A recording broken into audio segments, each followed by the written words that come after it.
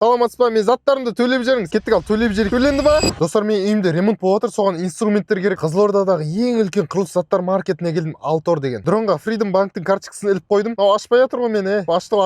Достар, ішке қарай кіріп бара жатырмын. Опа. Ассалаумалейкум аға. Қалайсыздар? Маған құрылыс заттары керек еді. Осында сатады ғой, а? Карточкам дайын тұр. Осы карточкамен төлеп жіберемін қазір. Маған көмектесіңіз. Осы тележкаға заттар салып беріңіз. Маған плоскогубцы керек. Плоскогубцы жақтан сатады. Так, плоскогубцы қайда? Осы аға. Осыны алыңыз. Аха. Содан кейін маған удлинитель керек. Удлинительден салыңыз аға. Мына удлинитель салыңыз, Бір лампочка салып жіберіңізші. Үйде жанбай қалды. Аха, осыны салып жіберіңіз. Маған біреу ма, екеу ма дейді. Давай, екеуін салыңызшы. Мына Алтор гипермаркетіне кірсең, патриот болып кетесің же. Әр жерде қазақтың туы тұр ғой. Так, енді бізге. Опа, ана перчатка керек. Мына перчаткадан салып жіберсеңізші. Біреу болады. Үшеу емес, біреу керек. Ой, аға, сіз үшеуін салып жібердіңіз ғой.